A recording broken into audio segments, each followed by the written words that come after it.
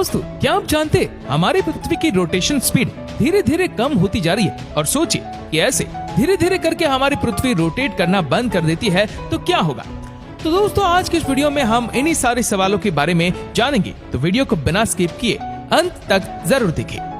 दोस्तों, हम जानते हैं कि हमारी पृथ्वी लगातार काउंटर क्लॉकवाइज डायरेक्शन में रोटेट कर रही है और वो 23 घंटे और 56 मिनट में एक रोटेशन कंप्लीट करती है, लेकिन ये रोटेशन स्पीड धीरे धीरे कम होती जा रही है। दोस्तों, अगर हम इमेजिन करके 600 मिलियन साल पीछे जाए तो आपको यहाँ अजीब अजीब डरावने जीव जंतु दिखाई देंगे और सब कुछ अलग ही होगा। आपको लगेगा ही नहीं कि ये हमारा प्लेनेट है, कोई एलियन का प्लेनेट है ऐसा लगेगा।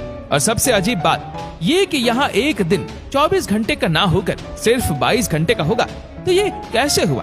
तो जैसे कि हमने पहले बताया, अर्थ की स्पीड धीरे धीरे कम होती जा रही है, तो ये उसी का नतीजा है। 600 साल पहले हमारी पृथ्वी आज के मुकाबले ज्यादा तेजी से घूमती थी, इसीलिए एक रोटेशन 2 घंटे पहले ही कंप्लीट हो गया। और अगर हम 1.4 बिलियन साल पीछे की बात करें तो तब अर्थ का एक दिन लगभग 18.5 घंटों का ही होता था। मतलब कि आज की कंपैरिजन में 5.5 घंटे जल्दी जैसे जैसे साल बीतते जाएंगे हमारी पृथ्वी की रोटेशन स्पीड कम होती जाएगी। और अगर ऐसे में एक दिन हमारी पृथ्वी घूमना बंद कर देती है, यानी कि उनकी रोटेशन स्पीड कम होते होते 0 हो जाती है, तो क्या होगा? जहां 24 घंटे में हमें दिन और रात दोनों देखने को मिलते हैं, वहीं अर्थ की इस स्टेशनरी होने पर हमें दिन और रात देखने को मिलेंगे, लेकिन उनका ड्यूरेशन 24 घंटे का नहीं 6 महीनों का हो जाएगा। मतलब 6 महीने दिन और फिर 6 महीने की रात। और ऐसा होने पर हमारी स्लीप साइकिल पूरी तरह से डिस्टर्ब हो जाएगी, जिसका असर हमारे एफिशिएंसी और हमारे बिहेवियर पर पड़ेगा। लोग पूरे टाइम चिड़चिड़ा और एग्रेसिव से हो जाएंगे। दोस्तों, जब पृथ्वी रोटेट करना बंद कर देगी तब दिन और रात का टेम्परेचर का डिफरेंस बहुत ज्यादा हो जाएगा। यहाँ लगातार 6 महीने सनलाइट की वजह से गर्मी बहुत ज्यादा बढ़ जाएगी, वहीं 6 महीने लगातार डार्कनेस की वजह से सर्दियां भी एक्सट्रीम लेवल पर बढ़ जाएगी। इस टेम्परेचर डिफरेंस की वजह से हवा का रुख बदल जाएगा, ज्यादा टाइम तेज हवाएं चलती हुई दिखाई देगी और इन चेंजिंग का हमारे इकोसिस्टम पर बहुत ही असर दिखेगा। एग्रीकल्चर और फूड प्रोडक्शन पर भी इसका असर देखने को मिलेगा।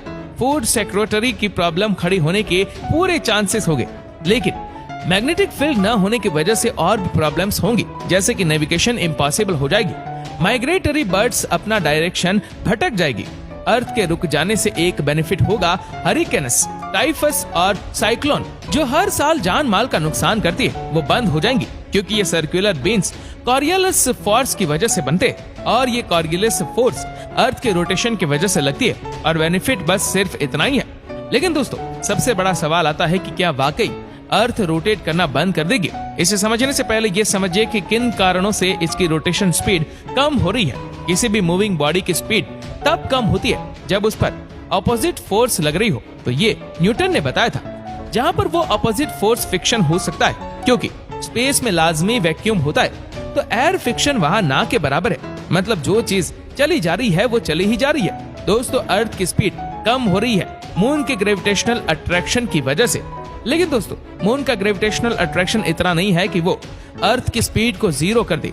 अब ऐसा पॉसिबल तभी हो पाएगा जब कोई हाई ग्रेविटेशनल बॉडी अर्थ के आसपास हो। तो दोस्तों, आपको क्या लगता है, ऐसा कुछ हो सकता है? हमें कमेंट करके जरूर बताइएगा।